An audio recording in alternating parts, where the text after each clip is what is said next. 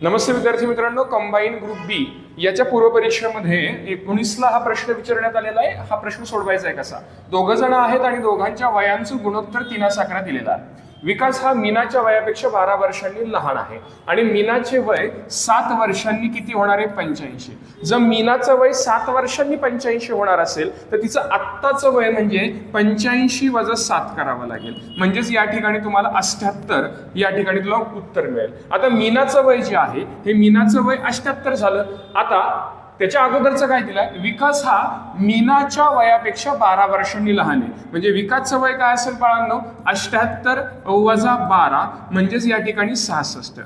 जर विकासचं वय 66 असेल आणि गुणोत्तर इथं 11 आहे, हा विकास आहे, हा 66 आहे, तर या ठिकाणी अजय काय असेल?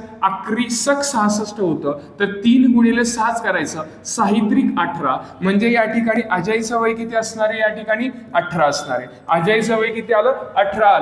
आता त्यांनी सांगितलंय अजयच्या वडिलांचे वय 25 वर्ष अजयपेक्षा जास्त आहे. म्हणजे वडिलांचं वय जे आहे हे वडिलांचं वय 18 अधिक 25 करावं लागेल आणि 18 अधिक 25 जर केलं तर 8 आणि 5 13 33 आणि 10 43. 43 तुमचं उत्तर असेल. याचं उत्तर क्रमांक प्रश्नाचं जे आहे ते 43 असणार आहे. म्हणजे पर्याय क्रमांक 2 हे उत्तर असेल.